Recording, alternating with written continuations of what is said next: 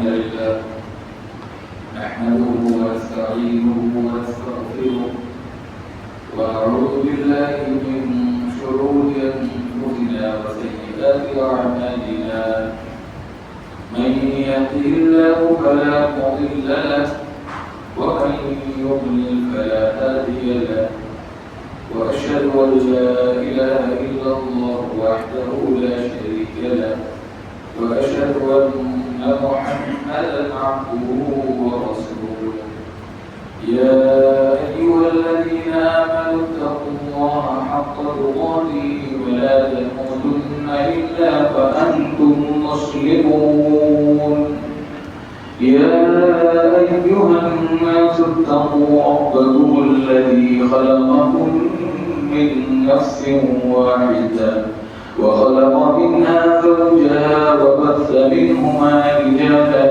كثيرا ونساء واتقوا الله الذي تساءلون به والأرحام إن الله كان عليكم رقيبا يا أيها الذين آمنوا اتقوا الله وقولوا قولا سديدا يصلح لكم أعمالكم ويغفر لكم ذنوبكم ومن يطع الله ورسوله فقد فاز فوزا عظيما أما بعد فإن خير الحديث كتاب الله وخير الهدي هدي محمد صلى الله عليه وسلم وشر الأمور محدثاتها وكل محدثة بدعة وكل بدعة ضلالة وكل ضلالة في النار. أعوذ بالله من الشيطان الرجيم. بسم الله الرحمن الرحيم. نحن قسمنا بينهم معيشتهم في الحياة الدنيا ورفعنا بعضهم فوق بعض درجات ليتخذ بعضهم بعضا سخريا. معزز علماء کرام، دینی اور اسلامی بھائیوں، عزیز نوجوان دوستوں، اسلامی بچوں،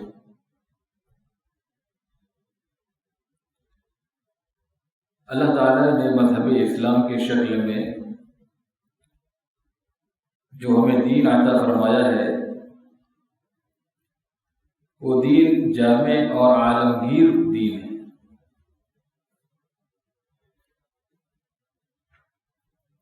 اسلام کی عالمگیریت کا اور اس کی جامعیت کا اندازہ اسی سے لگایا جا سکتا ہے کہ دنیا اور آخرت کے تمام معاملات اور زندگی کے تمام شعبوں میں اس نے ہماری مکمل رہنمائی کی۔ کوئی ایسا مقام نہیں ہے، ایسا پڑاؤ نہیں ہے جہاں اس میں ہماری رہنمائی نہ کی ہو، رہنمائی سے محروم رکھا ہو۔ تو رزق کے باب میں، کسب معاش کے باب میں اور تجارت کی ترقی، اس کی تجارت کی برکت، اس سلسلے میں ہمیں اندھیروں میں ٹامک ٹوئیاں مارتے ہوئے کیسے چھوڑ سکتا تھا۔ اس باب میں بھی اس نے ہماری خوب رہنمائی کی ہے، اور جو اسلامی تعلیمات اللہ تعالیٰ کی فرامین رسول اکرم صلی اللہ علیہ وسلم کی احادیث کی شکل میں ہے، وہ ہمارے لیے اصول اور ہدایات کا درجہ رکھتی ہے۔ اس میں واضح طور پر بتایا گیا ہے کہ کسب معاش کے، تجارت کے، روزی کمانے کے، رزق کے حصول کے کیا اسباب ہیں، کون سے طریقے ہیں، کیا ضابطے ہیں اسلام کے، کون سے اصول ہیں جن پر چل کر کے انسان کامیاب ہو سکتا ہے۔ دنیا کی کامیابی بھی اور اخروی کامیابی بھی. اور پھر ایک دوسرا پڑاؤ اس سے بڑھ کر آگے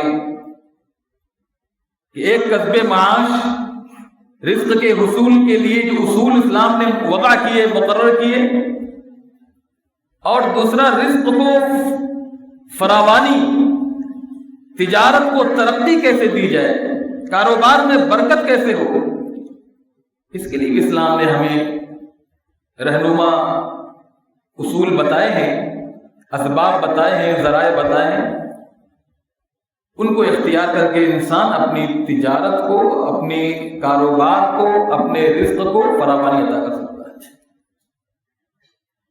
کہ مال اور رزق یہ ہر شخص کا، یہ مال اور رزق کا معاملہ جو ہر انسان کا بنیادی مسئلہ ہے، ہر انسان کا بنیادی مسئلہ ہے. کوئی باشعور ایسا نہیں ہے، کوئی ذی شعور ایسا انسان نہیں ملے گا آپ کو جو اپنے اندر یہ حس نہ رکھتا ہو، تمنا اور تما نہ رکھتا ہو کہ وہ بھی رزق حلال کے لیے کوشش کرے، کوشاں ہو، اور اس کو بھی اسباب میسر ہو، وہ بھی اس راہ میں دوڑ دھوپ کرے، ساتھ جد و جہد کرے، جتن کرے. کوئی ایسا باشعور نہیں ملے گا کہ وہ اس راہ سے فرار اختیار کرنے کی کوشش کرے. چاہ کر بھی فرار اختیار نہیں کر سکتے، اللہ کہ انسان ہاتھ پیر توڑ کر بیٹھ جائے اور بیوی کی کمائی پر ہی وہ اکتفا کرے. اسلام اس کی ترغیب نہیں دیتا، نہ اسلام کا یہ مزاج ہے. آپ دیکھیں اسی رزق روزی کے لیے ہر انسان کو جو اللہ تعالیٰ نے محنت اور کام کرنے کی ہمت اور توفیق دی ہے، ہر انسان اسی قدر محنت اور کوشش کر کے تجارت کرنے کی، رزق حاصل کرنے کی اور کمانے کی کوشش کرتا ہے. اسی رزق کی خاطر، رزق کمانے کی خاطر، روزی کے کمانے کی خاطر، تجارت اور کاروبار کی خاطر انسان ایک شہر سے دوسرے شہر کا سفر کرتا ہے. سارا دن رات اپنی توانائی، اپنی قوت، اپنی دماغی سوچ بچار، اپنی پلاننگ، اپنے منصوبے اسی کاروبار کے لیے کرتا ہے. کیسے اس کو آگے بڑھایا جائے، تجارت کو فراوانی اور ترقی کیسے دی جائے. اور ایک شہر سے دوسرے شہر کا سفر بھی ہمارے یہاں لوگ کرتے ہیں. بنارس کے رہنے والے آپ کو بنگلور میں بھی ملیں گے، دلی میں بھی ملیں گے، پنجاب میں بھی ملیں گے، ممبئی میں بھی ملیں گے. ایک شہر سے دوسرے شہر تو ٹھیک ہے، ایک ملک سے دوسرے ملک کا سفر کرتے ہیں اسی رزق کے حصول کے لیے. اسی رزق کے حصول کے لیے، پیسے کمانے کے لیے، کھانے پینے کے لیے ایک ملک سے دوسرے ملک کا سفر بھی کیا جاتا ہے. اور یہ بھی ایک بہت بڑی مسلمہ حقیقت ہے اور سچائی ہے رزق کے باب میں کہ آج ہمارا ملک دیکھیے ترقیاں کر رہا ہے. دنیا ترقی کر رہی ہے تو ہمارا ملک ترقی کیوں نہیں کرے گا؟ ترقیوں کے مدارج طے کر رہا ہے. لیکن آپ دیکھیں کہ روز بروز کاروبار اور تجارت کا جو موجودہ ماحول اور حالات چل رہے ہیں، حالت خراب ہو رہی ہے، کساد بازاری اور مندی کا شکار ہے. اور یہ معاش اور معیشت کا مسئلہ سلجھنے کے بجائے مزید الجھتا اور پیچیدہ ہوتا چلا جا رہا ہے. دنیا ترقی کر رہی ہے، ملک ترقی کر رہا ہے، ترقیوں کے مدارج طے کر رہا ہے، لیکن کاروبار، معیشت اور تجارت اور رزق کمانے کے جو اسباب و ذرائع ہیں وہ کم ہوتے جا رہے ہیں. کساد بازاری اور مندی کی شکار ہے ہماری منڈی. تمام بیپاریوں کو شکوہ کام نہیں چل رہا ہے، مہینوں سے بیٹھے ہوئے ہیں، کرگھا پڑا ہوا ہے، کوئی کام نہیں ہے، خالی. اب بتائیے ایسے حالات میں امیر سے امیر ترین ہوتا جا رہا ہے اور غریب غربت اور فقر و فاقہ کے گڑھے میں گرتا جا رہا ہے. یہ کیسی ترقی ہے کہ ملک ترقی کے مدارج طے کر رہا ہے اور غربت اور افلاس کا کوئی حل ہی نہیں ہے، کوئی علاج نہیں ہے. اسلام نے اس کا حل اور علاج بتایا. اسلامی جو اصول ہیں، اسلام کے جو رہنما ہدایات ہیں، اگر آپ ان کو اختیار کریں اور اس ماحول میں اپنے آپ کو ڈھالنے کی کوشش کریں تو انشاءاللہ چھوٹا تاجر بھی بڑا تاجر بھی اس کی برکات اور اس کے خیر اور ثمرات اور فوائد اپنی زندگی میں محسوس کرے گا۔ دیکھیے مسلمانوں کے ہاں جو طبقہ ہے، اس طبقے کو کاروباری طبقہ، اللہ تعالیٰ سب کے کاروبار مال و منال برکت عطا فرمائے۔ غور و فکر کرنے کے بعد مسلمانوں کے ہاں جو طبقات نظر آتے ہیں تجارت کے حوالے سے، ایک تو دنیا دار قسم کا وہ طبقہ ہے مسلمانوں میں جس کو حدیث میں عبد الدینار اور عبد الدرہم کہا گیا ہے۔ وہ دنیا کا پجاری، دنیا کے پیچھے بھاگنے والا ہے، صرف دنیا کمانا اس کا مقصود ہے، دنیا ہی کے لیے ساری قوت و ساری توانائیاں، سارے پلاننگ، سارے منصوبے، آخرت کے کوئی فکر نہیں۔ اسلام کی تعلیمات، رسول کے فرامین، اللہ کی آیات کی دھجیاں اڑ رہی ہیں، اڑے، کوئی فرق نہیں پڑتا۔ حلال و حرام کا کوئی امتیاز نہیں، کوئی امتیاز نہیں، کوئی فرق نہیں۔ اس کو پرواہ کس سے؟ اپنے بزنس سے، اپنے کاروبار سے۔ اس کا خیال یہ ہے اس طبقے کا جو دنیا دار طبقہ ہے، جو عبد الدینار اور عبد الدرہم ہے، صرف درہم و دینار کے پجاری بن کر، کاروباری بن کر رہ رہے، ان کا خیال ہے کہ اسلامی تعلیمات اور دینی ہدایات کی پابندی، ان کو فالو کر کے چلنا، ان کے پیچھے چلنا، اسلام نے جو بتایا اسی کے مطابق تجارت کرنا، یہ ہمارے تجارت کی راہ میں بہت بڑی رکاوٹ ہے۔ اس سے ہماری تجارت کی گروتھ میں، ترقی میں، فروغ میں کمی آتی ہے۔ معاذ اللہ، مسلمانوں میں ایسے طبقے، ایک طبقہ ایسا ملے گا جس کو کوئی پرواہ نہیں ہے، اور ایک دیندار طبقہ بظاہر ایسا ہے کاروباری لوگوں میں جس کا خیال ہے کہ اسلامی تعلیمات کو کچھ حیثیت دینی چاہیے، لیکن کسی حد تک اسلامی تعلیمات سے معاشی آسودگی حاصل کرنے کے لیے، کاروباری فراوانی اور ترقی حاصل کرنے کے لیے چشم پوشی ضروری ہے۔ کبھی جھوٹ بول دیا، تجارت میں کوئی فرق نہیں پڑتا، بولنا پڑتا ہے۔ تجارت معاشرے کے ساتھ اور دنیا کے ساتھ ہم آہنگ ہو کے چلنا ہے اور زمانے کے شانہ بشانہ چلنا ہے، تو اس طرح کرنا پڑتا ہے۔ ان کا یہ خیال ہے، تو اسلامی تعلیمات سے چشم پوشی کرنی پڑتی ہے۔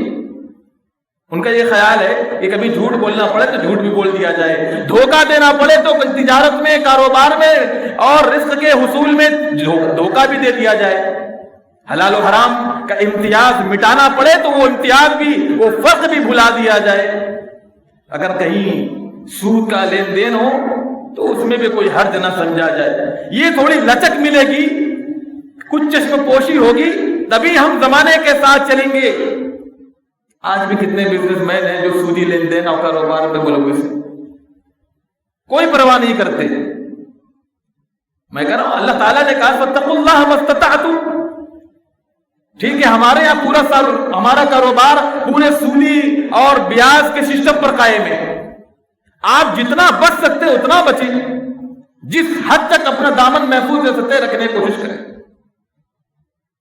فاتقوا اللہ ما استطعتم، اللہ نے جو قدرت دی اس حساب سے اللہ کا حکم فالو کیجیے، اللہ سے ڈریے، اللہ کا تقوی اختیار کیجیے، گناہوں سے بچیے۔ آپ بالکل ایسے دیندار جو بظاہر دیندار طبقہ ہے ایسے لوگوں کی طرح نہ ہو جائے۔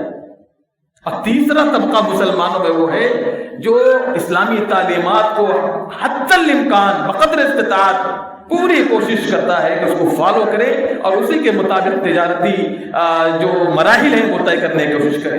الحمدللہ اس کی برکات، اس کے ثمرات، اس کے فوائد، اس کے خیر وہ اپنی زندگی میں دیکھتے ہیں اور ان کی اولاد بھی اس سے فائدے اٹھاتی ہے۔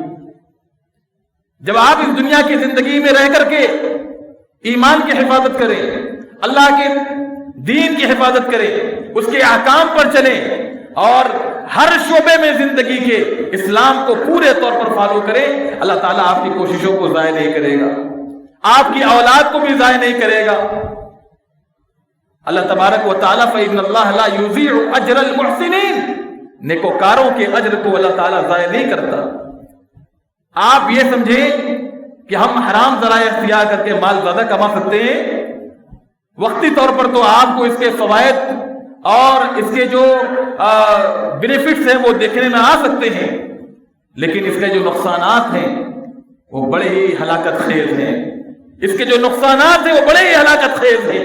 نسلیں تباہ ہو جاتی ہیں، اولاد بے راہروی کے شکار ہو جاتے ہیں، دین بیزاری کے شکار ہو جاتے ہیں، حرام کمائی کا اثر بھی غلط ہوتا ہے. اس لیے رزق کے جو جائز ذرائع ہیں ان کو اختیار کرنے کی کوشش کرنی چاہیے.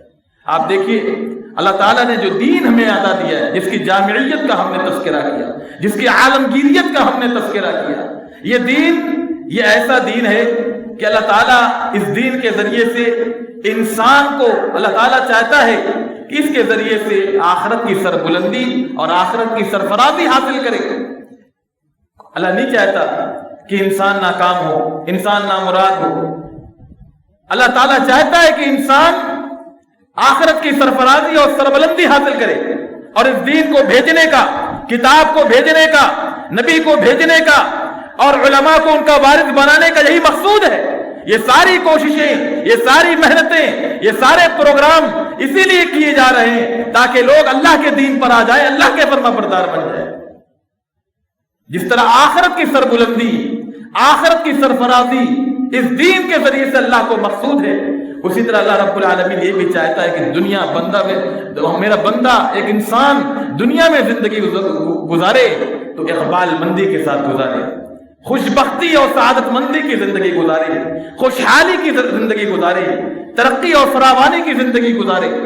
اللہ نے قرآن مجید میں ارشاد فرمایا رجال لا تلہیہم تجارت ولا بیع عن ذکر اللہ واقام الصلاة وایتاء الزکاة یخافون یوما تتقلب فیہ القلوب والابصار.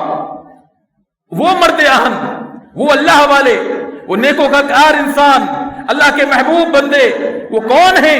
رجال لا تلہیہم تجارہ، جنہیں تجارت، لین دین، بازاروں میں گھومنا، خرید و فروخت کرنا، سودا کرنا، بزنس اللہ کے ذکر سے، نماز قائم کرنے سے، زکوٰۃ دینے سے غافل نہیں کرتے.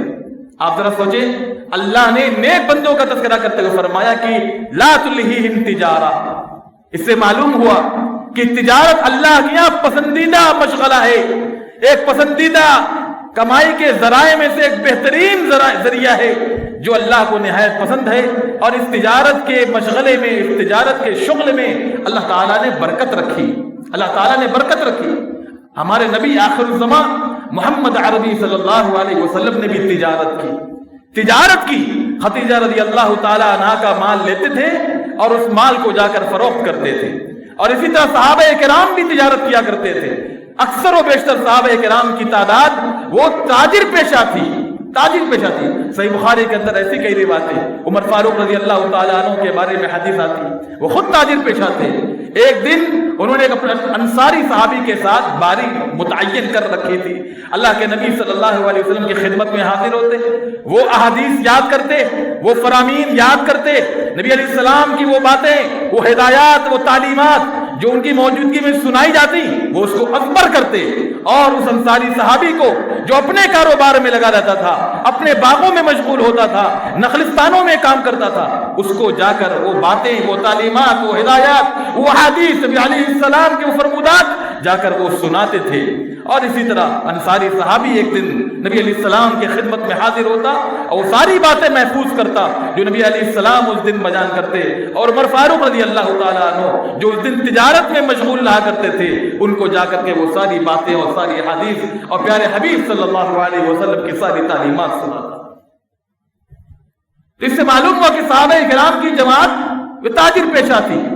تو اللہ تعالیٰ اس دین کے ذریعے سے چاہتا ہے کہ انسان جس طرح آخرت کی سربلندی اور سرفرازی حاصل کرے، ویسے دنیا میں بھی وہ معاشی خوشحالی اور معاشی آسودگی حاصل کرے، خوش بختی اور سعادت مندی کی زندگی گزارے. ہمارے نبی صلی اللہ علیہ وسلم کی دعاؤں میں سے بڑی محبوب دعا امام بخاری رحمہ اللہ نے صحیح بخاری کے اندر نقل کیا ہے کہ اکثر و بیشتر پیارے حبیب جو دعا کیا کرتے تھے وہ دعا جو تھی وہ تھی ربنا آتنا فی الدنیا حسنہ، فی الدنیا حسنہ وفی الآخرۃ حسنہ وقنا عذاب النار. آپ دیکھیں کہ اللہ کے رسول صلی اللہ علیہ وسلم اپنے پروردگار سے دعا کر رہے ہیں اور دعا میں لفظ دنیا کو اولیت حاصل ہے۔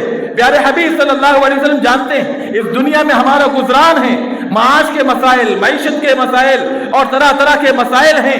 اللہ سے خیر، دیکھیے انسان کی جب معیشت اور معاش کا مسئلہ حل نہیں ہوتا تو بسا اوقات پیٹ کے لیے انسان ایمان بیچ دیتا ہے، ایمان بیچ دیتا ہے، دین کا سودا کر دیتا ہے اور اللہ کے احکام کی نافرمانی کرتا ہے، دین بیزار ہو جاتا ہے۔ اسی لیے نبی علیہ السلام نے ہمیں جو دعا سکھائی، اس دعا میں دنیا کی بھلائی، دنیا کا خیر، دنیا کی سعادت، دنیا کی ترقی اور آخرت کی سعادت اور آخرت کی کامیابی اور نجات دونوں اللہ تبارک و تعالیٰ سے طلب کیا گیا ہے۔ آپ نے دعا میں فرمایا ربنا آتنا فی الدنیا حسنہ، اے ہمارے پروردگار، اے ہمارے رب، اے مالک الملک، ہمیں دنیا کی ترقی عطا فرما، دنیا کا خیر عطا فرما، وفی الآخرۃ حسنہ، اور آخرت کا بھی خیر عطا فرما۔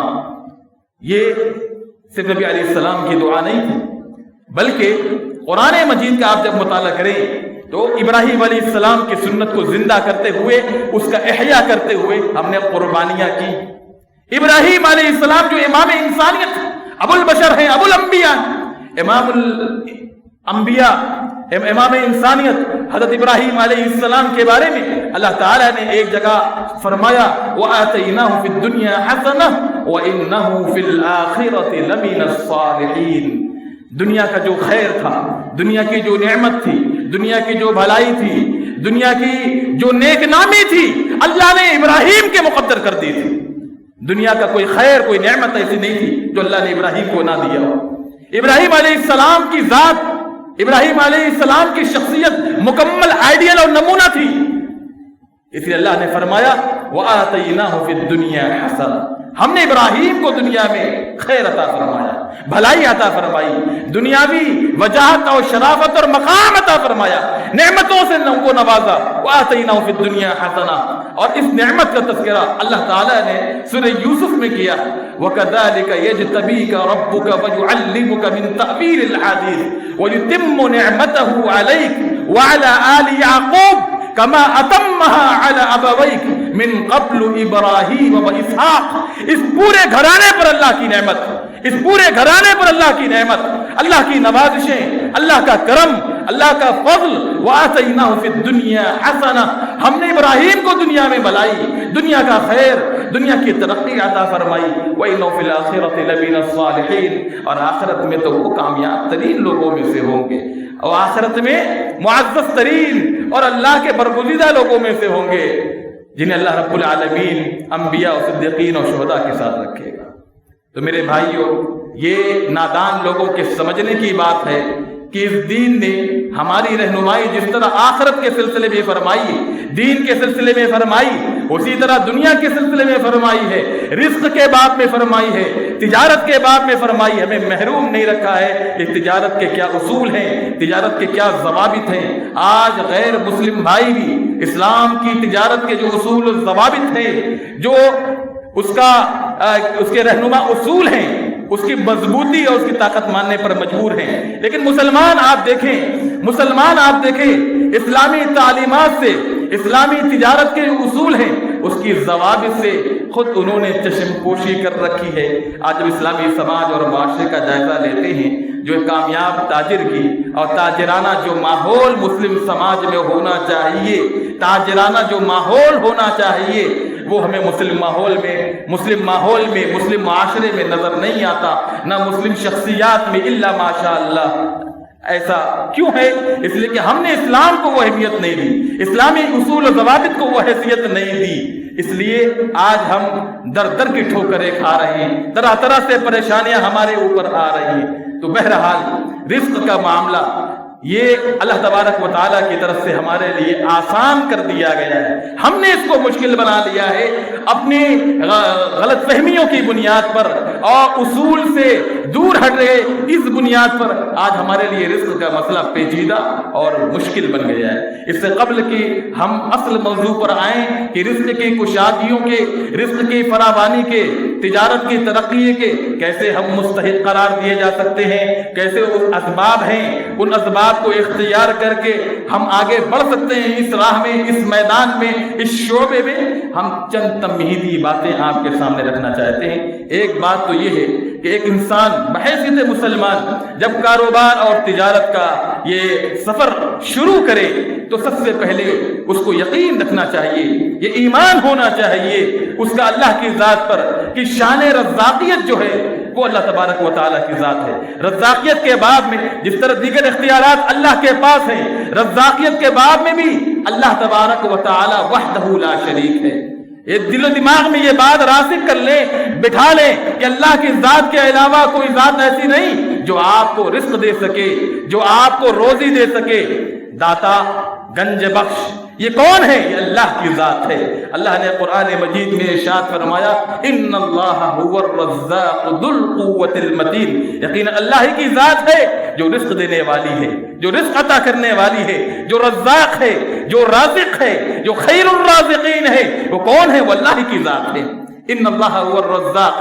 اور آپ اس روئے زمین پر چرند و پرند اور حیوانات کو دیکھتے ہیں، یہ طرح طرح کے حیوانات، ان کا آپ صحیح طریقے پر اندازہ لگانا چاہیں تو جنگلوں کو دیکھیں، ان جنگلوں میں کیسے بسیرا کرتے ہیں، وہاں پہ چیونٹیاں بھی ہیں، وہاں پہ بہائم بھی ہیں، چوپائے بھی ہیں، اور جنگلی حیوانات بھی ہیں، درندے بھی ہیں۔ ان کو روزیاں کون فراہم کرتا ہے؟ چڑیا گھر کے اندر آپ دیکھیں، میوزیم کے اندر چڑیا گھروں میں اس طرح کے ان کے لیے اسباب و وسائل ہوتے ہیں کہ روزیاں ان کو دی جاتی ہیں، کھانے موقع پر وقت پر کھانا دیا جاتا ہے۔ لیکن ان جنگلوں میں اور مختلف مقامات پر جو جانور، یہ حیوانات، یہ سانس لینے والے، یہ اللہ کے بندے یہ گھوم رہے ہیں، ان کو کون رزق دے رہا ہے؟ ہم تو اپنے گھر کے کفیل اور ذمہ دار ہیں، اپنے بال بچوں کو کھلا رہے ہیں، لیکن روئے زمین پر چلنے پھرنے والے تمام جاندار کو، تمام ذی نفس کو کھلانے والی ذات کس کی ہے؟ اللہ کی ذات ہے۔ اللہ چیونٹی کو ان کے بلوں میں رزق فراہم کر رہی ہے، وہاں وہ روزی کھا رہے ہیں اللہ کی، اور اسی طرح درندے اور پرندے وہ اپنی غاروں میں روزیاں کھا رہے ہیں، اور پرندے اپنے گھونسلوں میں کھا رہے ہیں۔ وما من دابۃ الا علی اللہ رزقها، سارے جو چرند پرند ہیں، سارے ذی نفس ہیں، ذی روح ہیں، جاندار ہیں، سب کو رزق اللہ کی ذات فراہم کر رہی ہے۔ رزق نازل کرنے والی کی ذات کون ہے؟ ایمان میں یہ بات بھی شامل کر لیجئے، یہ اصل بنیادی بات ہے کہ اللہ تبارک و تعالی ہی رزق کا مالک ہے۔ آپ سارا جتن کر لیں، ساری کوششیں کر لیں، سارے وسائل اختیار کر لیں، اللہ نے جو آپ کے مقدر میں لکھ دیا اس سے بڑھ کر آپ کو نہیں مل سکتا، اس سے بڑھ کر آپ کو نہیں مل سکتا۔ اس لیے کہ رزق کہاں سے نازل ہوتا ہے؟ گانڈ باندھ کر رکھ لے۔ اللہ نے فرمایا وَفِي السَّمَاءِ رِزْقُكُمْ وَمَا تُوعَدُونَ، آسمان سے تمہارا رزق اتارا جاتا ہے، آسمان سے رزق اتارا جاتا ہے۔ آسمان میں کون رزق دیتا ہے؟ رزق کے خزانے کس کے پاس ہے؟ اللہ کے پاس۔ اللہ کہتا ہے وَإِن مِّن شَيْءٍ إِلَّا عِندَنَا خَزَائِنُهُ وَإِن مِّن شَيْءٍ إِلَّا عِندَنَا خَزَائِنُهُ، ہر چیز کا خزانہ، روئے زمین کے جتنے خزانے ہیں وہ بھی اللہ کے اختیار میں ہیں، اور آسمان کے خزانے بھی اللہ کے اختیار میں ہیں۔ وَإِن مِّن شَيْءٍ إِلَّا عِندَنَا خَزَائِنُهُ، سارے خزانوں کا اختیار کل اللہ کے پاس ہے۔ وَإِن مِّن شَيْءٍ إِلَّا عِندَنَا خَزَائِنُهُ۔ اس لیے آپ جو تفریق دیکھ رہے ہیں، یہ معاشی طبقاتی تقسیم دیکھ رہے ہیں، کوئی امیر ہے، کوئی غریب ہے، کوئی متوسط درجے کا ہے، مالی اعتبار سے، معاشی اعتبار سے کسی کا بزنس بہت بڑا ہے، کسی کا بہت چھوٹا ہے، کسی کا کچھ نہیں ہے، بس روزی اور معمولی سی وہ دہاڑی کر کے کما رہا ہے۔ یہ جو تقسیم ہے یہ اللہ کی طرف سے بنائی ہوئی۔ اللہ نے قرآن میں فرمایا نحن قسمنا بینہم معیشتہم فی الحیات الدنیا ورفعنا بعضهم فوق بعض درجات لیتخذ بعضهم بعضا سخریا۔ ہم نے یہ تقسیم رزق کی جو کی ہے ان کے درمیان، نحن قسمنا بینہم، ہم نے کی، کون کہہ رہا؟ اللہ کہہ رہا ہے۔ یہ کیوں کی ہے؟ اس میں کیا حکمت ہے؟ اللہ نے دوسرے مقام پر بیان فرمایا۔ اچھا، اللہ نے یہاں بیان فرمایا نحن قسمنا بینہم معیشتہم فی الحیات الدنیا، یہ اللہ کا فیصلہ ہے۔ آپ دوسروں کی دولت کو دیکھ کر نہ کوڑیں۔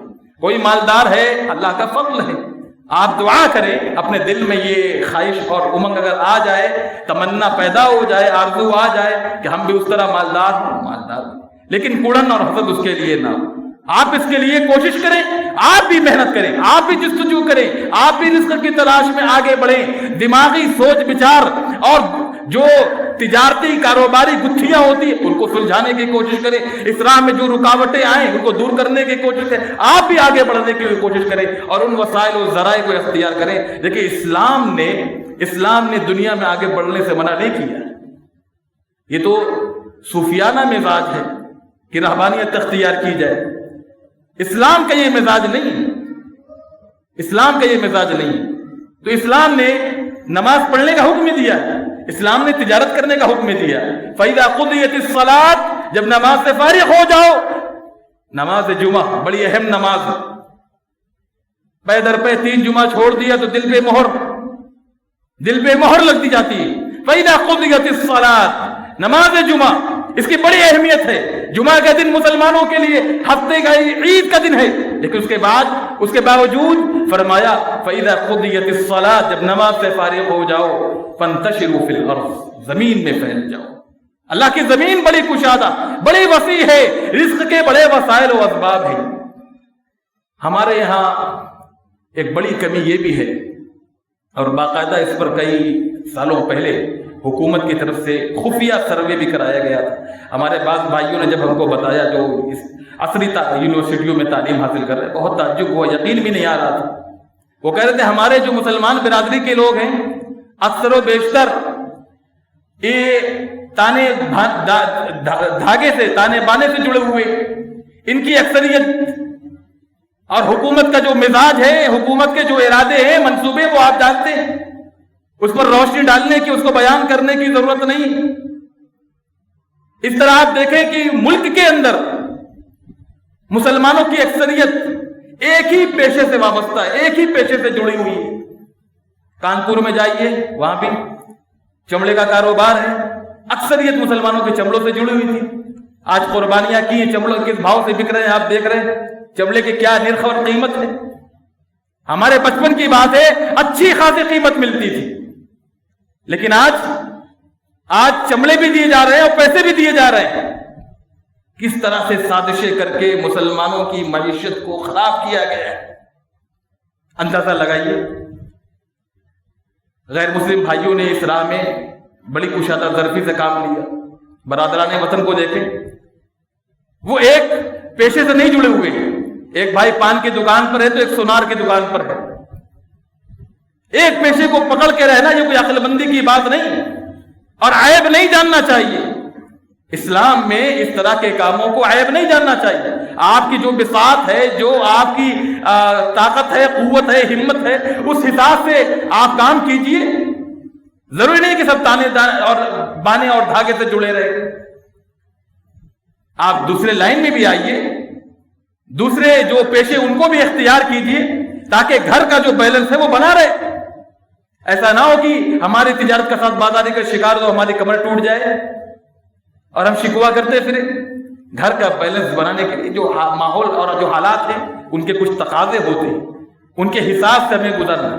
اسلام نے جو تعلیمات دی ہیں وہ اسی لیے ہمیں دی تاکہ ہم حالات کے حساب سے چلتے رہیں، اسلام کے اصول پر بھی قائم رہیں، اور حالات کی طرف سے جو مسائل ہمیں درپیش ہوں ان کو اسلامی تعلیمات کی روشنی میں حل کرنے کی کوشش کرتے رہیں. تو اللہ نے فرمایا نحن قسمنا بینہم معیشتہم فی الحیات الدنیا ورفعنا بعضهم فوق بعض درجات لیتخذ بعضهم بعضا سخریا. ہم نے ہی روزی ان کے درمیان تقسیم کی. نحن قسمنا بینہم معیشتہم فی الحیات الدنیا، اس دنیا کی زندگی میں. تو خبردار جو مالدار بھائی ہیں ان بھائیوں سے، وہ بھائی جو مال کی نعمت سے محروم ہیں، ان سے حسد نہ کریں، کڑھن نہ کریں. ان کے مقدر میں اللہ نے لکھا ہے، جو لکھا ہے وہ مل رہا ہے. آپ کے مقدر میں جو لکھا ہے وہ مل رہا ہے. آپ مزید کوشش کریں، آپ مزید کوشش کریں، اللہ آپ کو کامیاب کرے گا. صدق دل سے کوشش کریں، اسلامی تعلیمات اور اسلامی اصول کو، ضوابط کو سامنے رکھ کر کے کوشش کریں. انشاءاللہ جو کامیابیاں ہوں گی اللہ آپ کے مقدر میں کی ہوں گی، اس کے ثمرات، اس کے فوائد آپ کے سامنے آئیں گے. وَرَفَعْنَا بَعْضَهُمْ فَوْقَ بَعْضٍ دَرَجَاتٍ لِيَتَّخِذَ بَعْضُهُمْ بَعْضًا سُخْرِيًّا. ہم نے بعض کو بعض پر درجات کے اعتبار سے فوقیت دی، بلندی عطا فرمائی. بعض کو بہت امیر بڑا بزنس مین بنایا، بعض کو ہم نے محروم کر رکھا ہے. یہ کس لیے؟ لِيَتَّخِذَ بَعْضُهُمْ بَعْضًا سُخْرِيًّا، تاکہ یہ ایک دوسرے سے خدمت لے سکے، یہ ایک دوسرے سے خدمت لے سکے.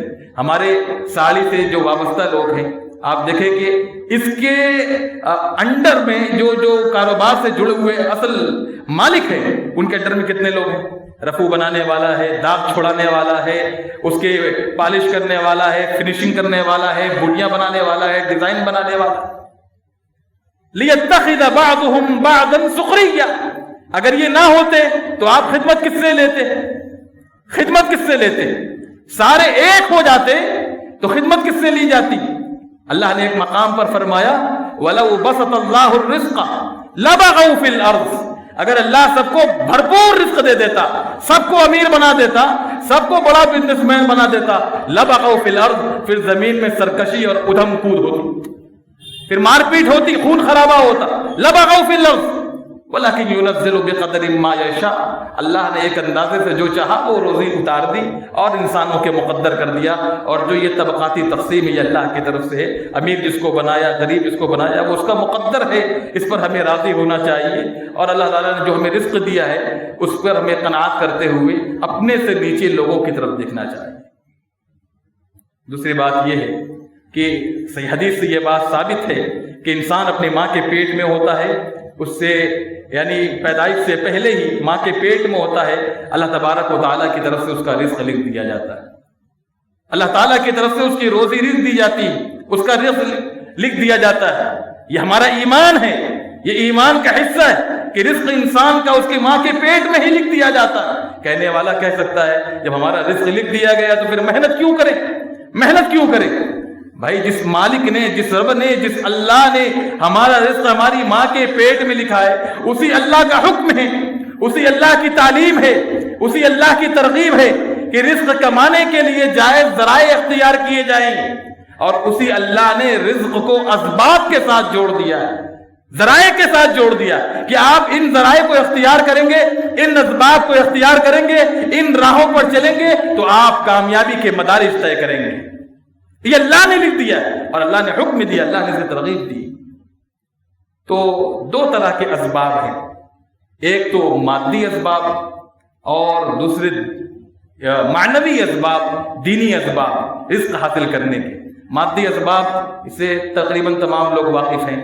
انسان جب کاروبار شروع کرتا ہے رزق کے کمانے کے لیے جستجو میں نکلتا ہے تو ظاہر سے بات ہے اس کو دوڑ دھوپ کرنی پڑتی ہے. جو جسمانی قد و کاوش ہے، جو محنت ہے، جو دوڑ بھاگ ہے، یہ کرنی پڑتی ہے، ہر انسان کو کرنی پڑتی ہے، چاہے وہ امیر ہو، چاہے وہ غریب ہو، چاہے جس بھی طبقے کا ہو، اس کو کرنا پڑتا ہے.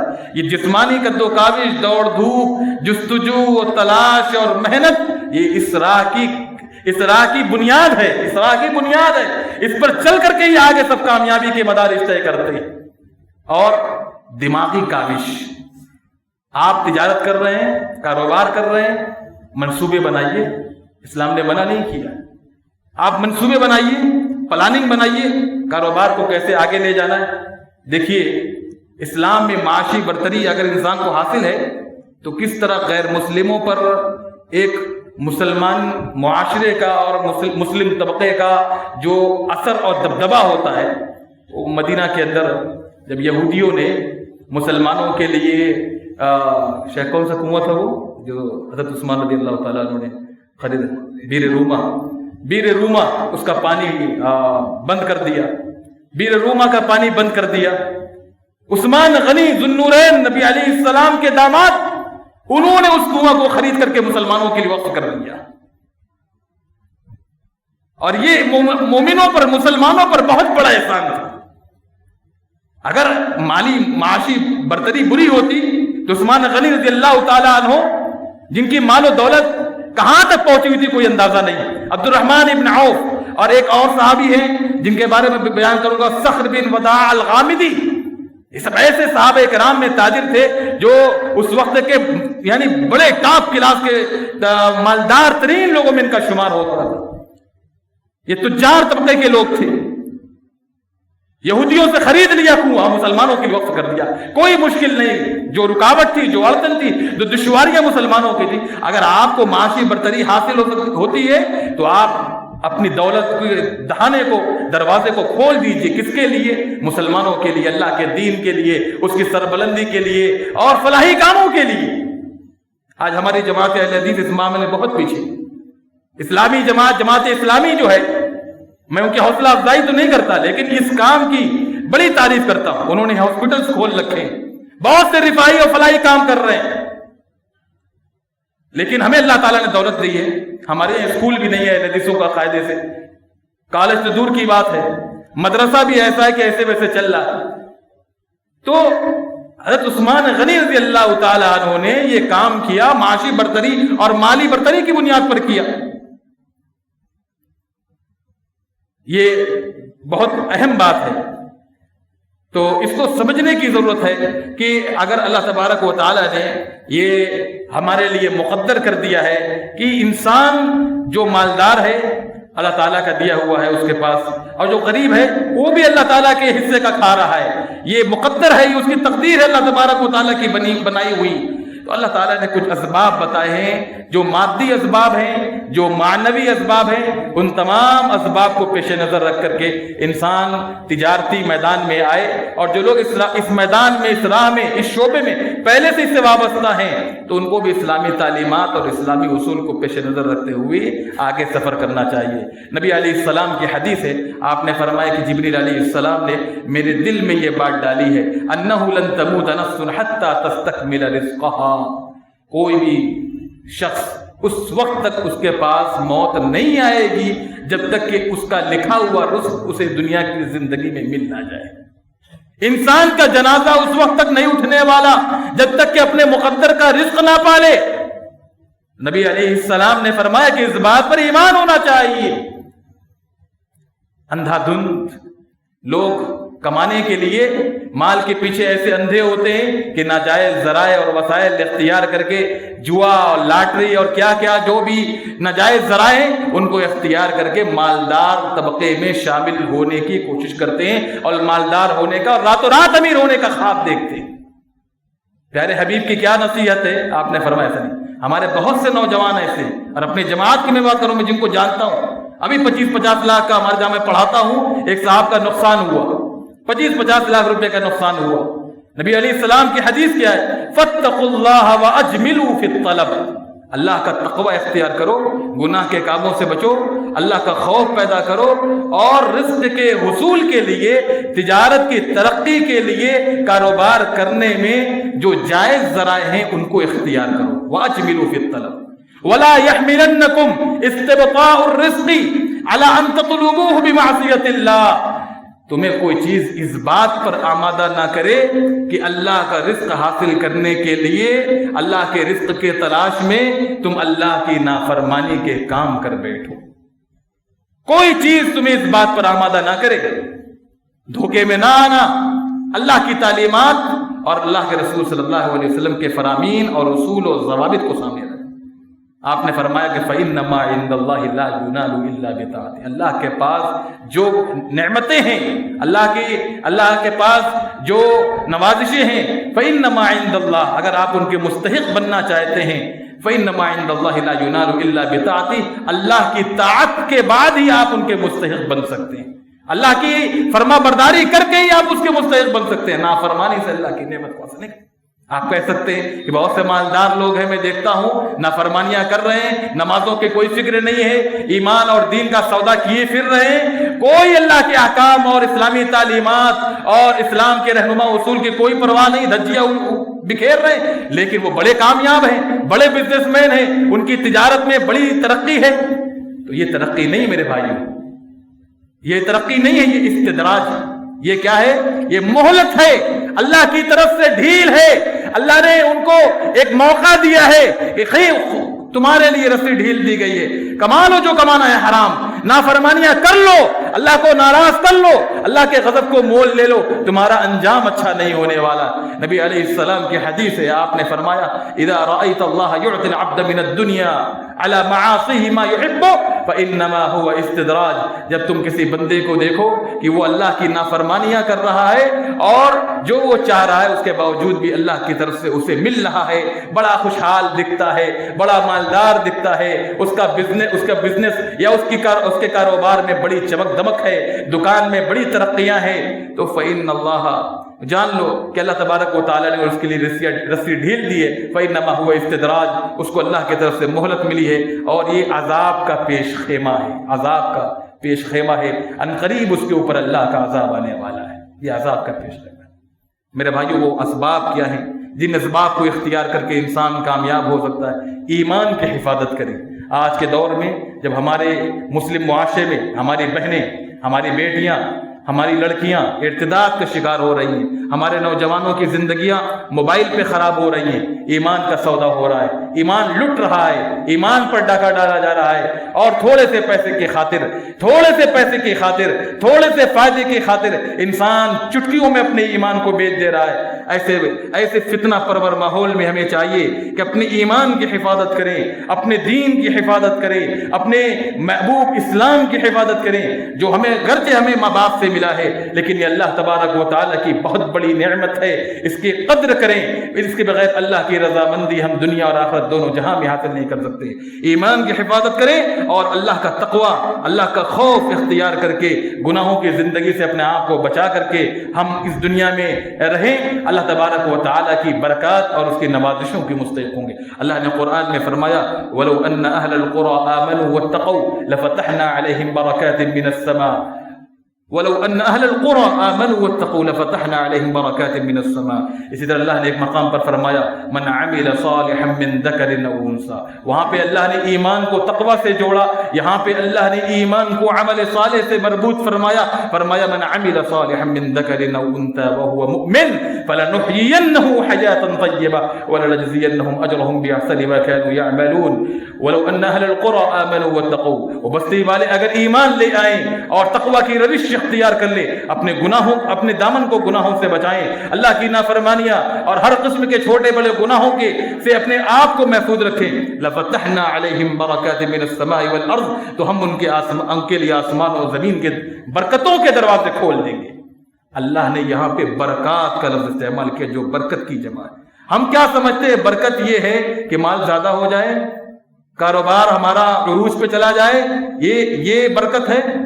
برکت یہ نہیں ہے۔ برکت یہ ہے کہ انسان کو جو اس نے کمایا ہے، جو دولت اس نے جمع کی ہے، جو پیسہ اس کے پاس ہے، اس کا دائمی اور ابدی فائدہ اس کو ملے، اس دولت سے وہ دین کا فائدہ کرے، اس دولت کا فائدہ، اس کی برکت وہ اپنے جسم میں، اپنے بدن میں،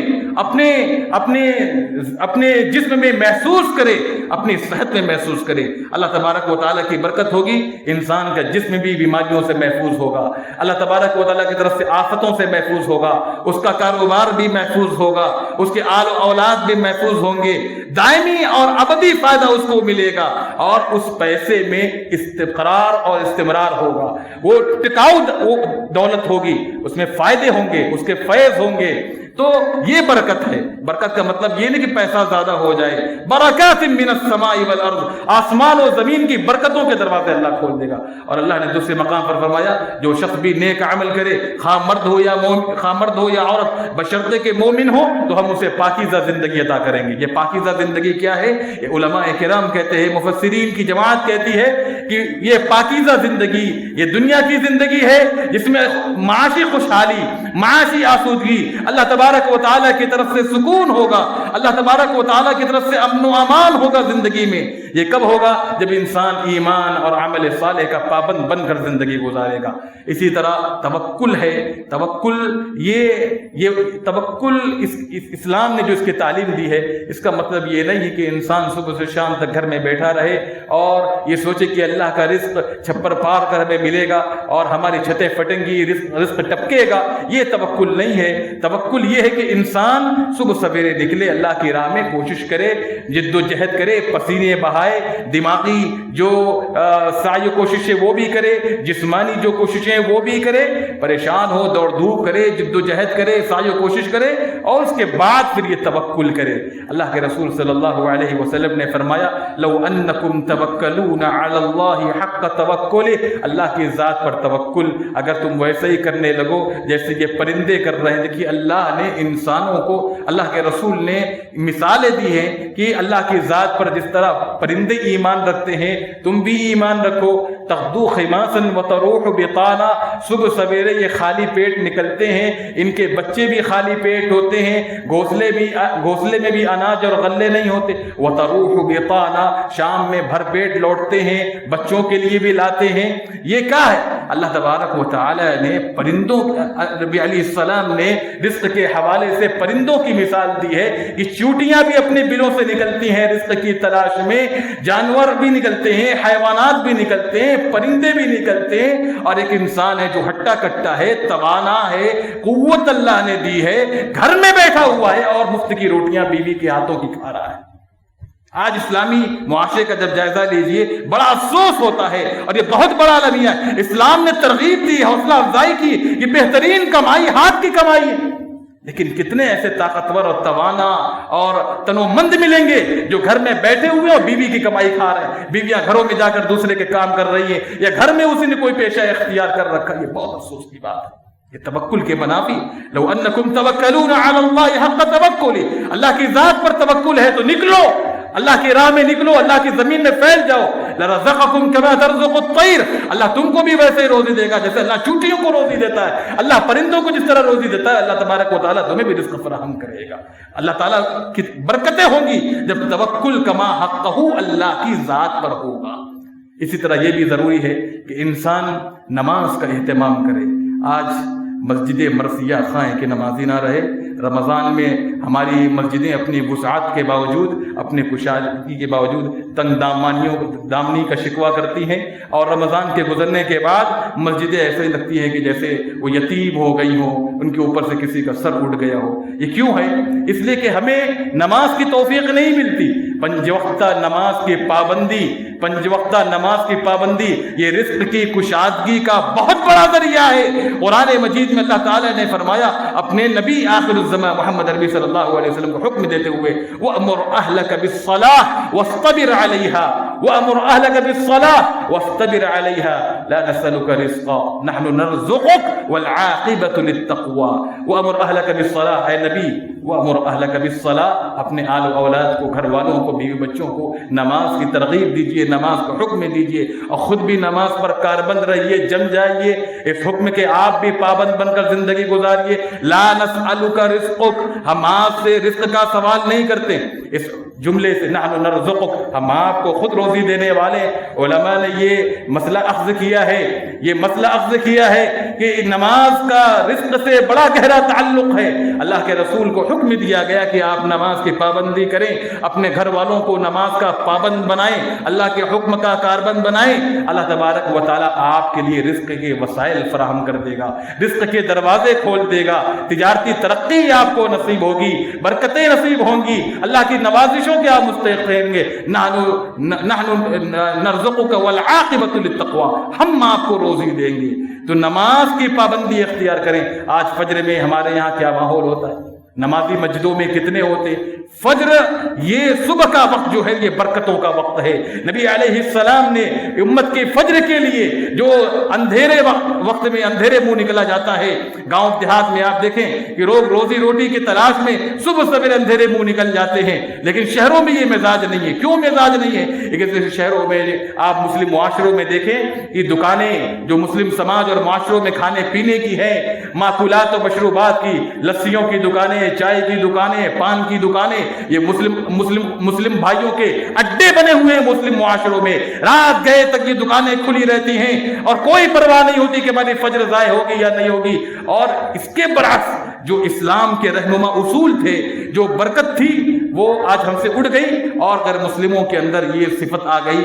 آپ ان کے معاشروں کا جائزہ لیں، ان کے محلوں میں چلے جائیں، وہ اصول اور ضوابط کے پابند ہیں، وہ آدھی رات تک جاگنے کے عادی اور قائل نہیں ہیں۔ وہ ایک وقت مقرر ہے، دکانیں بند، اور محلے میں معاشرے میں ان کے آپ دیکھیں کہ کیا عجیب سا ہوا سناٹا نظر آتا ہے۔ وہ صبح سویرے بھور میں اندھیرے میں اٹھ جاتے ہیں اور پھر اپنے کاروبار میں مشغول ہو جاتے ہیں۔ نبی علیہ السلام نے دیکھیے فجر کی سنت کو، فجر کی جو 2 رکعت سنت ہے، فرمایا رکعتا الفجر خیر من الدنیا وما فیہا، یہ 2 رکعت فجر کی سنت یہ دنیا ما فیہا سے بہتر ہے، دنیا ما فیہا سے بہتر ہے۔ لیکن آپ اندازہ لگائیے کہ فجر کی سنت تو دور، فجر کے فرض نہیں پڑھتے، اس کے کتنے برکات و فضائل ہوں گے، کتنے فوائد و ثمرات ہوں گے۔ اور پھر اس وقت کے لیے نبی علیہ السلام نے خصوصی دعا کی، اللہم بارک لامتی فی بکورہا، اے اللہ میرے امت کے لیے اس کے صبح کے وقت میں برکت عطا فرما۔ ہماری صبح بستروں پہ گزرتی ہے، ہم رزق کے کشادگی اور برکتوں کے مستحق کیسے بن سکتے ہیں؟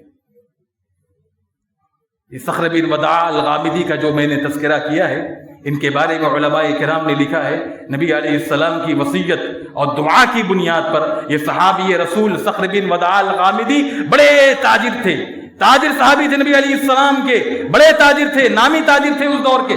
ان کا معمول یہ تھا، طریقہ یہ تھا، اپنا سامان، اپنا تجارتی قافلہ جب وہ روانہ کیا کرتے تھے خرید و فروخت کے لیے بازاروں میں نکالا کرتے تھے تو کب نکالتے تھے؟ وہ صبح سویرے اندھیرے منہ نکال دیا کرتے تھے، صبح سویرے وہ کاروبار کیا کرتے تھے، کاروبار کے لیے اٹھ جاتے تھے، اپنا سامان سفر صبح سویرے روانہ کر دیا کرتے تھے، اپنا تجارتی قافلہ صبح سویرے روانہ کر دیا کرتے تھے۔ اور راوی کہتا ہے کہ صخر بن وداع الغامدی کی ان کی زندگی میں یہ برکتیں محسوس ہوئیں، نبی علیہ السلام کی وصیت پر عمل کرنے کی وجہ سے ایک عجیب سا ان کی زندگی میں بدلاؤ اور انقلاب آیا، اور ان کا مال بھی زیادہ ہو گیا اور مالدار ترین صحابہ میں ان کا شمار ہونے لگا۔ امت کی صبح میں برکت ڈالی گئی ہے، لیکن ہماری اکثریت کی صبح بستروں پہ گزرتی ہے، تو برکتوں کے مستحق ہم کہاں ہو سکتے؟ پھر رزق کے سلسلے میں ہمارا شکوہ بھیجا ہے۔ آپ یہ یاد رکھیے کہ رزق کے سلسلے میں اللہ تعالیٰ جس طرح رزق دیتا ہے اسی طرح رزق لیتا ہے، اور رزق کے سلسلے میں ہمارا امتحان بھی اللہ کی طرف سے بہت سخت ہوتا ہے۔ فَأَمَّا الْإِنسَانُ إِذَا مَبْتَلَاهُ فَأَكْرَمَهُ وَنَعَّمَهُ فَيَقُولُ رَبِّي أَكْرَمَنِ وَأَمَّا إِذَا مَبْتَلَاهُ فَقَدَرَ عَلَيْهِ رِزْقَهُ فَيَقُولُ رَبِّي أَهَانَنِ۔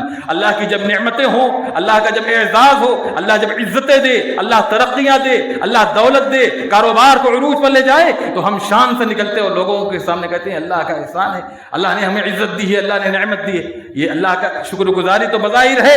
وَأَمَّا إِذَا مَبْتَلَاهُ، اللہ کہتا ہے کہ اس کے اندر استقامت نہیں ہے، آزمائشوں میں استقامت چاہیے، آزمائشوں میں استقرار چاہیے، اللہ کے احکام پر پابندی چاہیے، ہر حال میں شاکر اور قانے بن کر زندگی گزارنی چاہیے۔ اللہ کہتا ہے وَأَمَّا إِذَا مَبْتَلَاهُ فَقَدَرَ عَلَيْهِ رِزْقَهُ فَيَقُولُ رَبِّي أَهَانَنِ۔ ایک لمحہ نہیں گزرتا کہ کاروبار کی کایا پلٹ جاتی ہے، اچانک چمکتی ہوئی دکان یا اوپر جاتا ہوا کاروبار مندی کا شکار ہو جاتا ہے، اس کی تمام رونقیں پھیکی پڑ جاتی ہیں، اور انسان کی زبان بھی بدل جاتی ہے، اور وہ انسان ناشکرہ بنتا ہے، اور اللہ تبارک و تعالیٰ کی طرف سے طرح طرح کی ناشکری کے کلمات کہتا ہے۔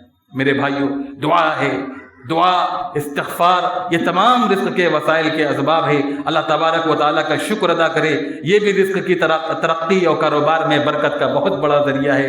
اسی طرح قرآن مجید کی تلاوت ہے، قرآن مجید جو نہایت ہی بابرکت کتاب ہے، یہ بھی رزق کی فراوانی کا ایک ذریعہ ہے کہ اس کتاب کو اپنا اوڑھنا بچھونا بنایا جائے، اس کی تلاوت کی جائے، اس کو یاد کیا جائے، اس پر عمل کیا جائے، اس کی تبلیغ کی جائے، اس کو لوگوں تک پہنچایا جائے۔ یہ بھی قرآن مجید جسے اللہ نے بابرکت بنایا ہے، کتاب انزلناہ مبارک، یہ بھی رزق میں فراوانی کا ذریعہ ہے۔ آج ہمارے یہاں دیکھیں طرح طرح کی تختیاں اور لوح آپ کو نظر آئیں گے، دکاندار اپنی دکانوں میں اور گاڑیاں والے اپنے گاڑیوں میں برکتوں کے لیے لٹکاتے ہیں، برکتوں کے لیے۔ اور یوٹیوب پر چلے جائیں، سوشل میڈیا میں آپ کو بدعی اوراد و وظائف، کاروبار کی ترقی کے لیے، دکان کی ترقی کے لیے، مکان کی ترقی کے لیے طرح طرح کی تختیاں ہیں، اور ہمارے سادہ لو بد عقیدہ بد مذہب قسم کے بھائی ایسے کام بھی کرتے ہیں کہ تختیاں لا کر کے، لوہے لا کے، تعویذیں لا کر کے لٹکاتے ہیں گردنوں میں، دیواروں پہ آویزہ کرتے ہیں، اور وہ بدعی اوراد و وظائف جن کا کوئی حاصل نہیں، جن کا کوئی فائدہ نہیں، ان کا ورد کرتے ہیں۔ دعا کرنی چاہیے، اللہم ارزقنا وانت خیر الرازقین، اللہ ہمیں رزق دے، تو بہترین رزق دینے والا ہے۔ اللہم انی اسألک علما نافعا ورزقا طیبا وعملا متقبلا، اے اللہ ہمیں ایسا علم عطا فرما جو ہماری ذات کے لیے بھی مفید ہو، ہمارے اہل خانہ کے لیے بھی مفید ہو، اور عوام اور امت کے لیے بھی مفید ہو، وعملا متقبلا ورزقا طیبا، ایسا عمل کرنے کی توفیق عطا فرما جو تیری جناب میں شرف قبولیت عطا فرما لے، اور ورزقا طیبا، اور ایسا پاکیزہ رزق عطا فرما جس رزق کے ذریعے سے دین کے کام ہمارے لیے آسان ہو جائیں۔ رزق طیبہ کا نبی علیہ السلام نے سوال کیا۔ بہت سے اسباب و ذرائع ہیں، صلہ رحمی بھی ایک ذریعہ ہے۔ آج یہ بہت بڑا المیہ ہے مسلم سماج کا، ہمارے یہاں صلہ رحمی کی کوئی پرواہ نہیں ہے، رشتے ٹوٹ رہے ہیں، رشتے بکھر رہے ہیں، ناطے ٹوٹ رہے ہیں، کوئی پرواہ نہیں ہے، شادیوں میں نہیں جاتے، خوشی غمی میں نہیں جاتے، معلوم ہوا برس سے قطع تعلقی ہے، سلام کلام سب بند ہے، لیکن کوئی پرواہ نہیں ہے۔ ایسے حالات میں اگر اللہ کی برکتیں نہ اٹھیں، اللہ کی مار ہمارے اوپر نہ ہو، اور رزق کی کشادگی سے ہم محروم نہ کیے جائیں، تو پھر کیا ہو؟ یہ صلہ رحمی بھی رزق کی کشادگی اور تجارت کی برکت کا بہت بڑا ذریعہ ہے۔ اللہ تبارک و تعالی ہم تمام مسلمانوں کو نیک سمجھ عطا فرما، اور رزق حلال اور رزق کے جو جائز ذرائع ہیں ان کی ہمیں توفیق عطا فرما، اور جو رزق کے اسباب قرآن و حدیث میں بتائے گئے ہیں ان کو اختیار کرنے اور ان کو اپنے عملی زندگی میں نافذ کرنے کی توفیق عطا فرما۔ الہ العالمین ہمارے کاروبار میں، ہمارے مال و منال میں، ہماری تجارت میں، ہماری زندگیوں میں، ہماری آل و اولاد میں برکت عطا فرما، ہر چیز کو ہمارے برکتوں سے معمور فرما دے یا رب العالمین۔ جب تک ہمیں زندہ رکھے اس دنیا میں اسلام پر عمل کرنے والا اور اسلام کا نمائندہ اور سپاہی بنا کر زندہ رکھ، اور خاتمہ ہو تو ایمان پر ہو۔ اقول قولی هذا واستغفر الله لي ولكم ولسائر المسلمين من كل ذنب فاستغفروه انه هو الغفور الرحيم، واخر دعوانا الحمد لله رب العالمين، والسلام عليكم ورحمة الله وبركاته۔